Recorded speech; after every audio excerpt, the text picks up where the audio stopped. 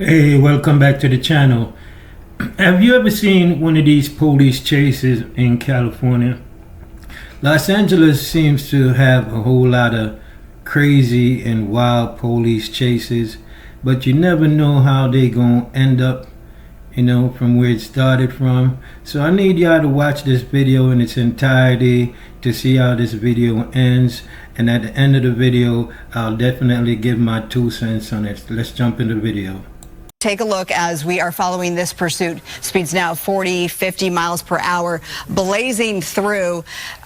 Again, this is Hyde Park started. We picked this up in Hawthorne, a stolen vehicle down below with a robbery suspect inside. You talk about how in the world you bring these things to an end. This driver could be stopped by spike strips. We've seen that, but in these tight, narrow streets, that could be hard to do for law enforcement. They also resort to the pit maneuver, but when speeds are this fast, you cannot engage a driver with the pit maneuver. Speeds need to be below 35 miles per hour. So here we are, West 58th Place and Vernon Avenue in Hyde Park. We bring this to you as a public service. If you know anybody in this area, please make them aware, because this is extremely dangerous with these excessive speeds on residential streets. At 6:04, just after 6 o'clock in the afternoon on this Wednesday. Obviously, people will be coming home from work. People are already home from work.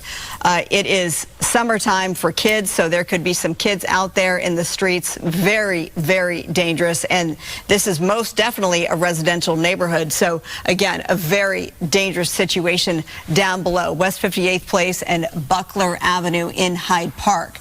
So we have a lot of different elements, moving parts, if you will, to this pursuit. Oh gosh, just coming up on that intersection, and that unsuspecting driver trying to make a right turn doesn't expect to have a robbery suspect being chased by police come up on them. You see there, for the first time, we're seeing law enforcement now, and now the speeds are really picking up. We got our eyes on a couple of black and whites there. So speeds 55, 60 miles per hour in the View Park area. This is Overhill Drive and West 64th Street. I'm looking with you along the extreme nav technology. Now we're officially in Inglewood, so we're making that sharp right turn. You wonder if this suspect knows where they're going. I mentioned LAPD. I want to make clear that I've just been corrected. This is Hawthorne PD. That is the lead agency, because that is where this all began. This latest pursuit, we're seeing the black and whites come up on this suspect in this intersection. When we cover these pursuits, we've seen it happen before, where suspects like to go where they are familiar with the neighborhood. That makes a lot of sense. We don't know, considering this started in Hawthorne, not too far away from Inglewood, so maybe they are trying to get somewhere where they know. A lot of times they're on the phone. It looks like there's some damage to the right side passenger door there, perhaps, from my vantage point anyway. I think you might be seeing that with me along, if you're watching from home, blowing through that stop sign. Of course, plenty of other drivers out there not knowing, but they may be seeing the flashing lights coming up behind them. Oh gosh.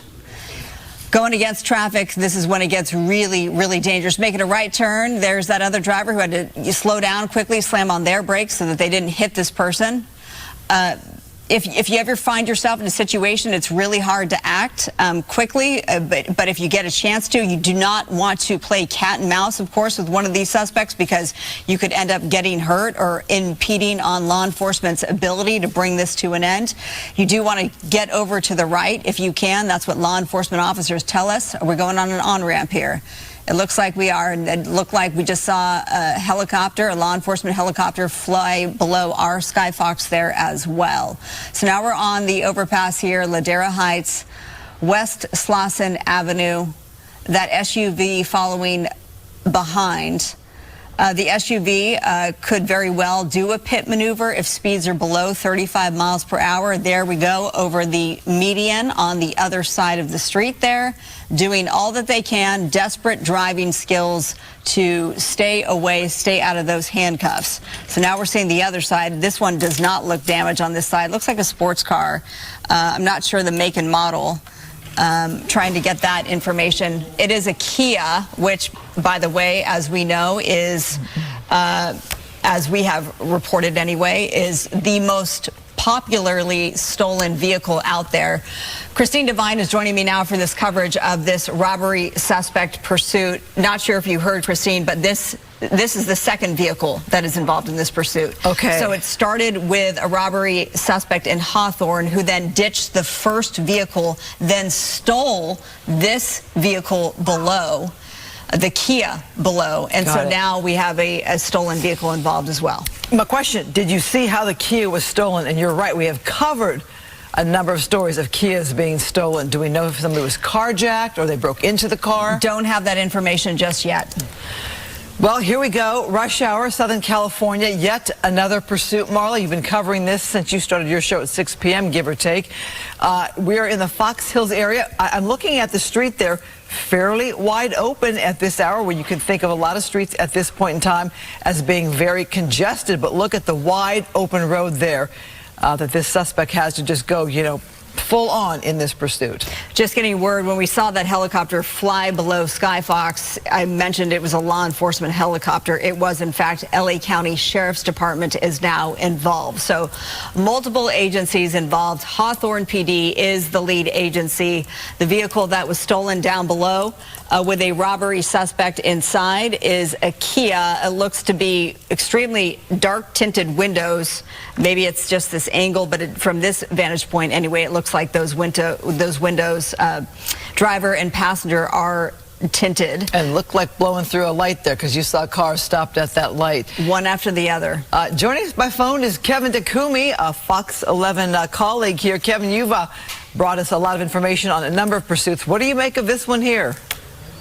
Yeah, this one's been going on for a while, and it, like you said, it all started with Hawthorne PD was in pursuit of who is now the passenger in this vehicle.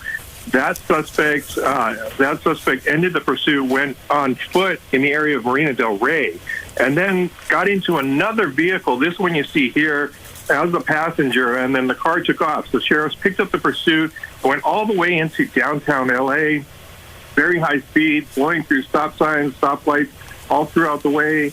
At one point, almost hit a bus head-on, and you can see now making another turn here. We're in the Culver City area, going northbound, now on going north on Sepulveda, and it's been going on for a while. The sheriffs now have backed off. They've gone into tracking mode. They've a couple of times they re-engaged it and then backed off again. The sheriff's airship has been over it the entire time here, as it was kind of zigzagging through neighborhoods, through Hyde Park area, and also in the South LA area. But now on Culver Boulevard here, going, looks to be like Norriton, which will eventually turn westbound here. But very high speed, a lot of near collisions throughout this pursuit. You can see going across some other ones there. And then also in the head-on into traffic, going across lanes. But all these streets now, we're in the middle of rush hour. All of these streets very packed. You can see there's a lot of traffic in the opposite direction. But as you get farther and farther down the line here, you will get into a lot of them. A lot of now going on the wrong side of the road. And the sheriffs have backed off of this because it has gotten... There are a couple of close calls there. So traffic is getting worse. Now he's turning on to going into a residential neighborhood. Oh, gosh. Okay. So we'll see where this goes. Yep. But it has been nonstop. Like I said, the sheriff's backed off of it. They had a couple of close calls. People coming through intersection. You can see the sheriff's staying right on top of this. We're still kind of in the area, kind of the borderline of LAPD and Culver City's jurisdiction here. Hey, so we'll see if they engage into it or stay or let the sheriffs handle this. So, Kevin, right when we had you on, Christine and I had eyes. Now this driver's making a U-turn. Maybe it's a dead end there. This is Revere, or I can't keep up because he's making lefts and rights in the Culver City area. Speeds picking up quickly. Tight streets again. Hate to see this. There were those black and whites when you joined us. So now are you saying that those have also backed off as well? Well, they've kind of backed off, and they're in the area. The airship is staying with this. The sheriff stayed on this for you can see a little bit of bump in there. Yep. The sheriff stayed on this a very long time as far as sheriff pursuits go. And you see a lot of traffic here. We're getting onto Duquesne here and Culver City, and this is one street that a lot of people use as a shortcut through the area, and very tight and a lot of traffic. Kevin, we're just watching that driver go in the wrong lanes yet again. Now, you're saying the original want was on the passenger in this car, so we know there are two people in the car, right? Right. It was initially, the pursuit started with Hawthorne Police Department. They were in pursuit of a suspect. That suspect eventually got out of the car and ran, then got into this car as the passenger, and then this car took off. So two in the vehicle, at least two in the vehicle at this point, the driver and the passenger. That was in the original pursuit with Hawthorne Police Department. The sheriffs picked it up out of Marina del Rey, chased it all the way into downtown Los Angeles, went through South LA, and now we're into Culver City here. You can see how much traffic there is. And still going on the wrong side of the road here is Jefferson going to come back out to kind of a lot of head-on traffic. Jefferson really backed up here as it gets sort of closer to the Baldwin Hills area as it's moving towards La Cienega. So, Kevin, I'm trying to connect the dots. So the original suspect is now the passenger in this vehicle. So in other words, this vehicle, correct, the driver is known to the suspect, so like a getaway driver. Yeah, correct. You can see the sheriff's department once again catching up and re-engaging his pursuit. Okay. We're kind of in an industrial area. Now we're getting into the Crenshaw area, LAPD's Crenshaw, but those look like still to be sheriff's units, the initial sheriff's units that were pursuing this vehicle. So, Kevin, very tight turns here, a lot of in this residential area, now going through an alleyway here. So not a stolen vehicle per se that we know of. This is, as you said, Marla, a quote getaway driver. This person taking a lot of risks to get away from law enforcement, going in the wrong direction many times. Very scary coming up upon other cars, squeezing in between cars. This person really wants to get away with this passenger who's a suspect in another situation, a robbery suspect. There's at least three black and whites there. At one point, they were looking at the pit maneuver. They got very close a couple of times, but the speeds were just way too fast. They were up in the 50-mile-an-hour range. They got very close up to this bumper, but now we're up in the Blair Hills here, and you can see a lot less traffic, but you can definitely see that this is going to wind its way through the this is in the North Culver City area. Now it's going in circles, so we're going to see if deputies are going to be able to, at the back, kind of coordinate and at the exit of it, try to hit it with some stop sticks. Yeah. And as we look at this vehicle, at one of the moments that we zoomed in, it almost looked like this vehicle was, oh, here we go, foot bail, no foot bail. Just trying to figure out, because no outlet. So we see the no outlet. So this is going to be interesting. It looks like there was paper plates on this vehicle as well. But to your point, Christine, this isn't necessarily a stolen vehicle. Now they're going to figure out, Kevin and Christine, where to go, because, look, you're at a dead end. Well, that's how this one might end, but they've been taking moves that are very dangerous to get away, wondering if they will try to reverse it into law enforcement. Look at the windshield wipers going. Yeah. A lot going on there. All right, so now you got at least two people in that car there. How long do they sit it out? Law enforcement there, I'm sure, probably with their guns drawn, yelling commands. Kevin, who knows how this one's going to end? Yeah, at this point, it's going to be a waiting game. See if they can get them to come out of the car. Like you said, at least two people in the car, the driver and the passenger. The passenger was the initial suspect in the first pursuit with Hawthorne Police Department. But now up here in a small residential area, they've got it blocked off. There's no way that car is going to get out.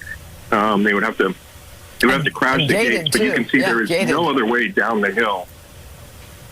Yeah, we've seen these standoffs last for hours on end. Let's hope that that's not the case. But yeah, that's interesting that the windshield wipers are going. I'm sure it's chaotic inside.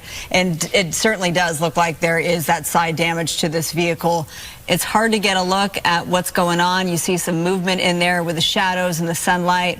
Obviously, it looked like they were kind of hunched over, maybe putting something under the seat or trying to make a plan. Kevin, this is really scary this is what officers trained for, a moment like this where they always assume that the suspects are armed, and they have to assume that for their own safety. Well, there must be definitely something with these suspects because Sheriff's Department have continued on this pursuit for at least 45 minutes here. And, usually we see Sheriff's Department, watch commander, for one reason or another, will call off the pursuit. But Sheriff's Department stuck with this all the way till it hit this dead end here. So there is something with this initial suspect that they really want him in custody. Well, word is a robbery suspect on the streets near downtown L.A. What kind of robbery and where? That might give us some good answers here. As you talked about this vehicle coming to pick up the other driver, the original person in that robbery case. We've talked about really crazy robbery stories here in Southern California in recent times. The follow home robberies, the home invasions, the thefts of our businesses, and who knows what kind of suspect or suspects we're dealing with here, Kevin. And you note that when you say how law enforcement stayed on the pursuit of this car.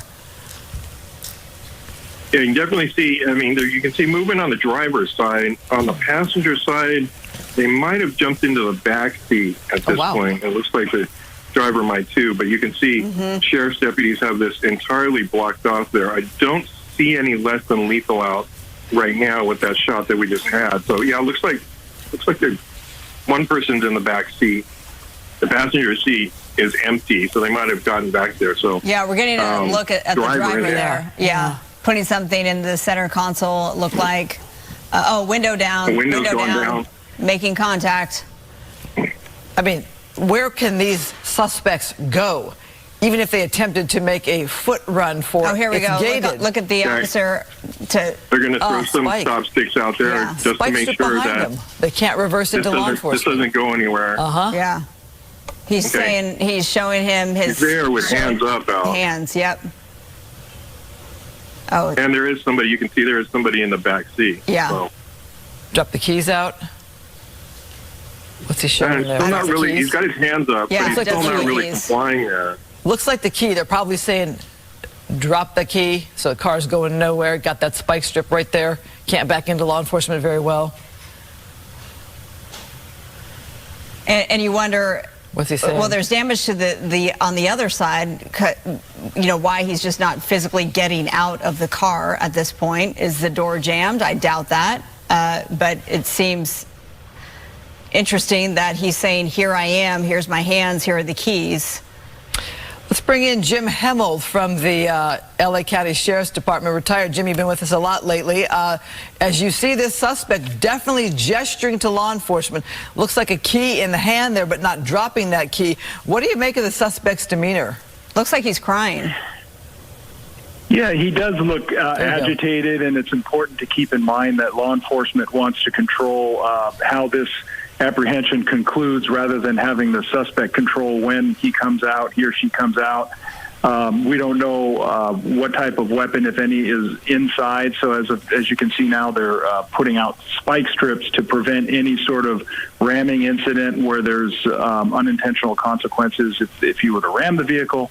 So we want to take precautions in law enforcement to try to mitigate any harm. But you see a lot of movement from another person in the back of the vehicle, and then this presents a danger as well. You don't know if they're it's a baby. Oh, no, Jim, it's a baby. So there's somebody in the back seat who just gave the driver a little baby, and he's kissing the baby because he knows that he's going to go into custody. Or she. Or is it a she? There was some radio traffic. There was possibly a baby in the car, so that came out after it came to a stop here. So it looks like that from this visual, that's been confirmed.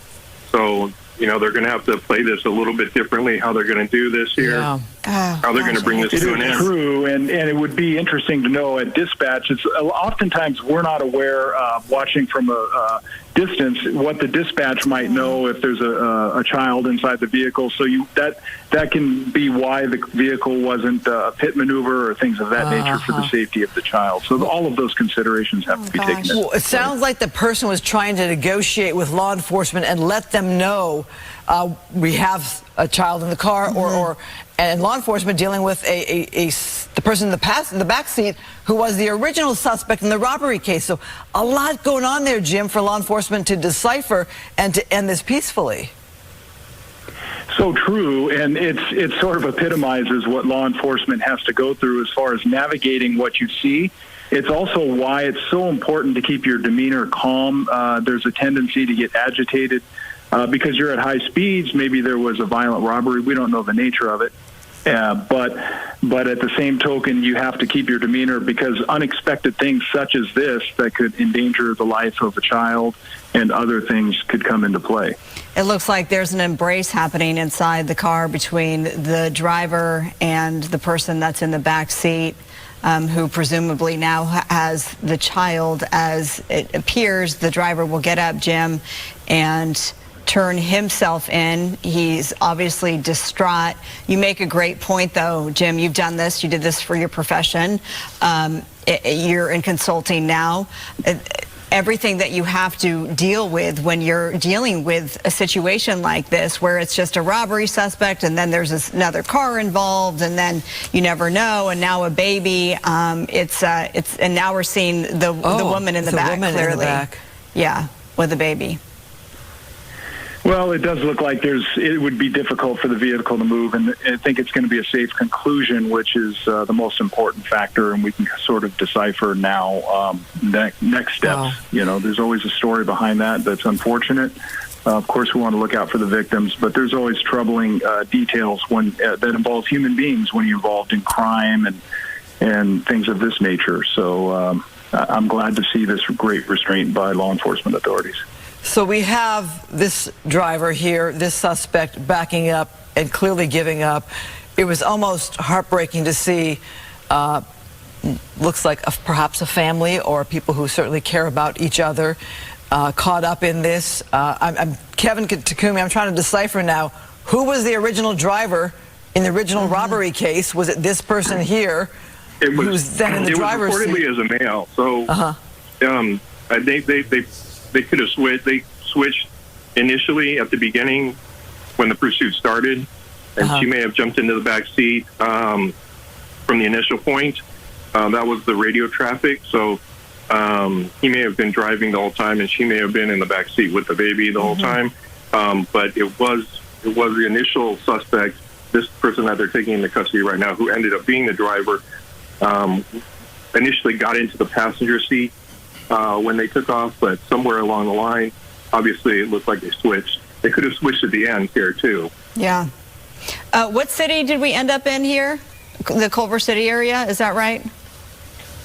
It's kind of the edge of Culver City, Baldwin Hills kind of area. Well, that suspect is now officially in custody. Obviously, guns are still drawn because they need to check the vehicle. They won't give this a code 4, which is law enforcement speak for the scene is now clear. They won't do that until they actually check the vehicle down below. They'll open the trunk. And those are all still sheriff's deputies. So they've been involved in this pursuit for at least 45 minutes from the beginning when it started in the Marina Del Rey area, and they stuck with it. And you know, they didn't let it go. They didn't give it up to any other agency. Thankfully, this ended. It seems they have reason to believe that the vehicle is still a danger. Is there somebody else inside, perhaps? Well, they're starting to make their approach right now. So they're going to move up and clear the cars because all those windows were tinted, so darkly tinted. So they're starting to make their approach right now, and they're going to get in there, clear the vehicle. Yeah, so checking that back seat, pop the trunk. Jim, do we bring Jim in? Jim, from their stance, it looks like they're clearing it well. Jim, this was your agency that you spent decades at, the LA County Sheriff's Department. As we're watching the scene play out with what looks like to be a family or people who I said definitely seem to care very much about each other. You're watching that there, Jim, with the man embracing the woman and the child. It is heartbreaking to see a child caught up in this and to see guns drawn but you can now understand why there was a delay in this coming to a conclusion. Jim, talk about that as you saw your law enforcement officers at work there. Yes, and you bring up a great point because it does make you realize that crime impacts families, both the people that were allegedly victimized in this case, but then oftentimes people involved as well. And so I think the hope that you would see would be that we have rehabilitative services if the crime was not too serious, depending on the nature. But, the bottom line is lives were endangered when there was this dangerous pursuit. It makes sense now why the Sheriff's Department did not conduct a pit maneuver, knowing maybe they had information that there was a family, a child inside. And so, but yet they held on to the pursuit. So that makes a lot of sense. Let me just ask you quickly before we wrap this up. The baby, you see this female deputy there, caring for the baby. What happens to the child now? Well, I think they're going to have to diagnose what's going on. Is the child safe to return to that same family? Was the other occupant of the vehicle a participant of this crime? It's not safe to have a child involved in criminal activity in any way, shape, or form, obviously. So did this person knowingly do this that's in the custody of the child? So we don't have a lot of information, but I'm certain that that's what detectives will look at. And we always want to, in the law enforcement community, strengthen families and make sure that everyone can grow from a situation, not minimizing also the harm to any potential victims of this as well. We don't know if the woman was a victim herself or being forced to comply with that pursuit. But it is a heartbreaking moment right there, and God bless that deputy for the loving care there as we see this pursuit come to a close. Marla, I'm going to step down and let you finish your 6 p.m. show. Okay, well, let's thank Jim Helmold. Thank you, Jim, so much for joining our coverage. Now that you have watched the video from the start to the end, and I thank you for watching, this is my 2 cents on this whole chase right here. This chase could have ended up way worse than the way it started. It could have ended up in a crash, could have ended up in a shooting. You never know how this video could have ended. But let's give thanks that it ended the way it did. There was no loss of life, especially to the young baby. This driver was definitely reckless and taking many chances between twists and turns and all type of crazy stuff. But like I say, let's give thanks that it ended peacefully the way it ended. And that's just my take on it. I just want to say, man, for y'all people who be getting in these wild police chases, y'all got to think twice. A lot of times these chases do not end the way that you thought it would. So like I say, let's give thanks the way this video ended, very peacefully and stuff like that. So let me know what y'all think in the comment section. And please do leave a comment. Let me know what you think of this situation. And if you like the video and you like the content, please, I appreciate it if you subscribe to the channel. Give the video a thumbs up. And with that, I just want to say, give thanks. And with that, I'm out.